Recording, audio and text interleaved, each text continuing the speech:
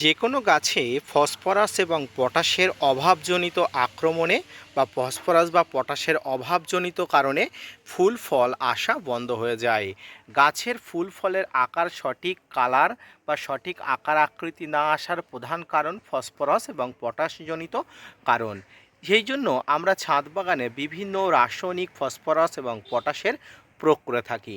আর আজকের ভিডিওতে আলোচনা হবে সম্পূর্ণ জৈব পদ্ধতিতে, অর্থাৎ যে সমস্ত ছাদ বাগানি ভাইয়েরা আমরা রাসায়নিক খাবার, রাসায়নিক কোনো ধরনের কীটনাশক, ফাঙ্গিসাইড ছাদ বাগানে প্রয়োগ করতে চাই না। কারণ আমরা জানি আমাদের ছাদ বাগান থেকে উৎপন্ন ফল, উৎপন্ন সবজি আমরাই খাবো। তাই আমাদের মধ্যে কোনো রাসায়নিক প্রতিক্রিয়া যাতে না হয় তার জন্য আমরা অনেক সময় জৈব পদার্থের উপরে নির্ভরশীল হই। আর জৈব পদার্থের মধ্যে অন্যতম কিছু পদার্থ হলো বাড়িতে বিভিন্ন ধরনের সবজি পচা জল, বিভিন্ন ধরনের সবজি পচা উচ্ছিষ্ট থেকে বিভিন্ন প্রকার সার তৈরি করা যায়।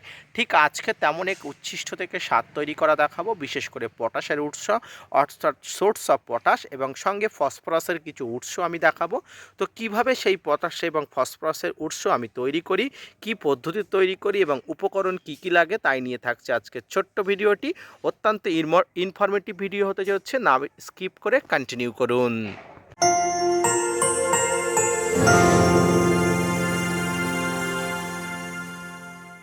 ভিডিও শুরুতেই আপনাদের বলে রাখি, আজকের ভিডিওটি সম্পূর্ণ জৈব পদ্ধতিতে, কোনো ধরনের রাসায়নিক কোনো ধরনের জিনিসের এখানে স্থায়িত্ব নেই।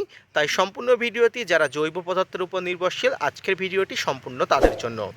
দেখুন, আমরা প্রতিদিন রান্নাঘরে বিভিন্ন ধরনের সবজির উচ্ছিষ্ট, বিভিন্ন ধরনের পদার্থ আমরা বাদ দিয়ে থাকি। সেই বাদ দেওয়া পদার্থগুলো থেকে যদি আমাদের ছাদ বাগানের গাছেদের প্রয়োজনীয় অত্যন্ত দরকারি খাবারগুলো তৈরি করতে পারি, খুব উৎপন্ন হয় এবং খুব ভালোভাবে উৎপন্ন করা যায়, যেগুলো ছাদ বাগানে গাছের জন্য স্বাস্থ্যকর।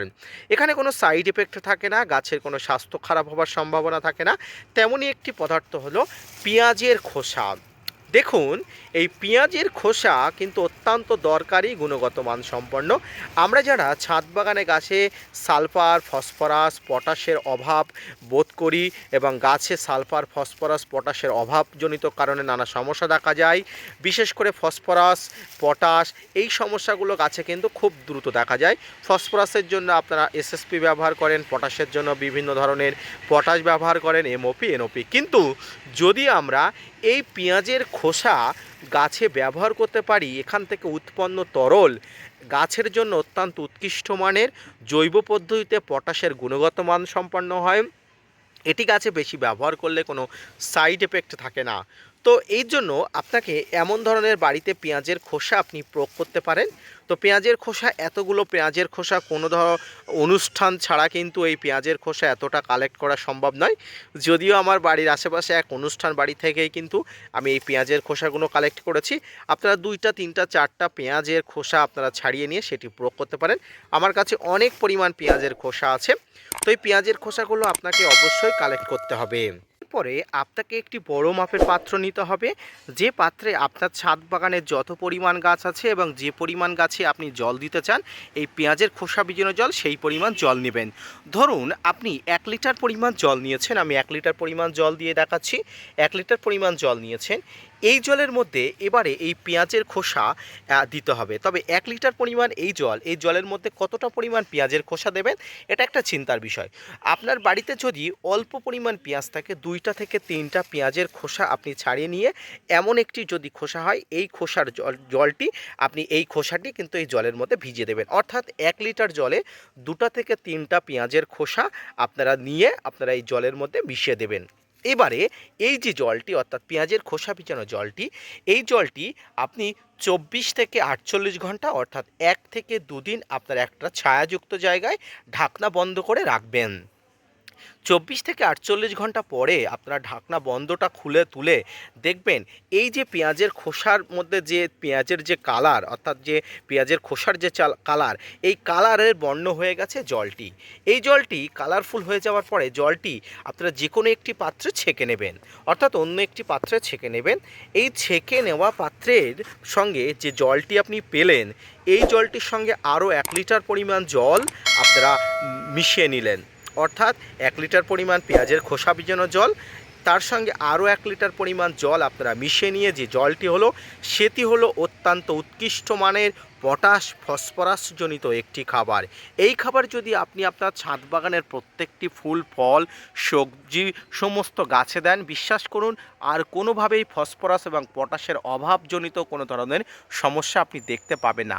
দিয়ে দেখুন, বিশেষ করে এই সময় লেবু গাছ, টমেটো গাছ, বিভিন্ন ধরনের বেগুন গাছ, এই ধরনের গাছে কিন্তু ফসফরাস এবং পটাশের অভাবজনিত কারণে ফল ঝরে পড়া, ফুল ঝরে পড়া, বিভিন্ন ধরনের ফুল বিকৃতি হয়ে যাওয়া এই ধরনের সমস্যা হয়। তাই কিন্তু এই যে জলটি যদি আপনি দিতে পারেন তাহলে খুব ভালো হয়। এবার প্রশ্ন হবে যে এই জল কি আপনি রিজার্ভ করতে পারবেন? উত্তর হবে না, এই জলকে আপনি রিজার্ভ করতে পারবেন না, কারণ এটি জৈব পদার্থ। জৈব পদার্থের মধ্যে বিভিন্ন ধরনের সমস্যা হতে পারে, ক্রিয়া প্রতিক্রিয়া হতে পারে। তাই এই জলটি আপনি রিজার্ভ করবেন না। আপনি যেদিন দেবেন তার দুদিন আগে থেকেই আপনি অবশ্যই এই জলটি তৈরি করে নেবেন, তারপরে দুদিন পরে আপনি অবশ্যই জলটা দেবেন। তবে এই জলের সঙ্গে যাতে কোনো ফাঙ্গাসের উৎপাত না ঘটে তার জন্য কিন্তু অবশ্যই আপনি এই জলে যদি কিছু পরিমাণ হলুদ মিশিয়ে দেন, অ্যান্টিফাঙ্গাল অ্যান্টিব্যাকটেরিয়াল হিসাবে গাছ খুব ভালো কাজ করবে, কোনো ফাঙ্গাসের আক্রমণ ঘটবে না, বরঞ্চ গাছে খুব ভালো ফলাফল হবে, গ্রোথ হবে, ফসফরাস পটাশের অভাবজনিত সব সমস্যা কিন্তু এক নিমেষেই মিটে যাবে। তো সুপ্রিয় দর্শক মণ্ডলী, ছাদ বাগানে এই পেঁয়াজের খোসা থেকে উৎপন্ন জৈব পটাশ যদি আপনি আপনার গাছে দিতে পারেন তাহলে খুব ভালো হয়। এবারে যারা পেঁয়াজের খোসা জলে গুলে দিতে চান না তাদের ক্ষেত্রেও একটা আলাদা সিস্টেম আমি করেছি, বা আমি এটা বলছি আপনারা করতে পারেন। দেখুন, এই পেঁয়াজের খোসাটা যদি আপনারা গাছের গোড়ায় এইভাবে দিয়ে দেন কোনো ধরনের কোনো অসুবিধা নেই। এখান থেকে নির্যাসগুলো অবশ্যই গাছের সঙ্গে চলে যাবে, অর্থাৎ পটাশের ঘাটতি গাছ পূরণ করে নেবে। তাই এভাবেও আপনি দিতে পারেন, খুব ভালো হবে, কোনো অসুবিধা নেই। এই ধরনের ভাবে দিলে, অর্থাৎ এই পদ্ধতি দিলে কোনো অসুবিধা নেই। তবে জলে গোলা দিলে জলটি সঙ্গে সঙ্গে যেহেতু শিকড়ের সঙ্গে মিশে যায়, শিকড় টেনে নেয়, তাই জলের সঙ্গে দিলে কাজ হবার সম্ভব না কিন্তু সবচেয়ে বেশি হয়। সুপ্রিয় দর্শক মণ্ডলী, আজকের ভিডিও থেকে আপনি জানলেন গাছে ফসফরাস পটাশের অভাবজনিত কারণে পেঁয়াজের খোসা যদি আপনি জলে ভিজিয়ে বা জল থেকে তুলে সেই জলটা আপনি দিতে পারেন, তাহলে সেই জলের সঙ্গে মিশে থাকা ফসফরাস পটাশ গাছের গুরুত্বপূর্ণ বিভিন্ন চাহিদা পূরণ করবে। তো আজকের ভিডিওটি এই পর্যন্ত, দেখা হচ্ছে পরবর্তীতে নতুন কোনো ভিডিও নিয়ে, নতুন কোনো তথ্য নিয়ে। ছাদ বাগানে গাছে পটাশের অভাবজনিত কারণ, পেঁয়াজের খোসা দেওয়ার পদ্ধতি সম্পর্কে যদি আপনার কোনো প্রশ্ন থেকে থাকে অবশ্যই কমেন্টস করবেন, আমি আপনাদের সমস্ত প্রশ্নের উত্তর দিতে বদ্ধপরিকর। তো আজকের ভিডিওটি এই পর্যন্ত, আশা করি ভিডিওটি দেখে স্যাটিসফাইড হয়েছেন। যদি ভিডিওটি দেখে স্যাটিসফাইড হন তাহলে অবশ্যই gardener tips with Kamal YouTube চ্যানেলকে সাপোর্ট করবেন, ভিডিওটি শেয়ার করতে ভুলবেন না এবং চ্যানেলটি সাবস্ক্রাইব করে পাশে থাকা বেল আইকনটি বাজিয়ে দেবেন। ধন্যবাদ।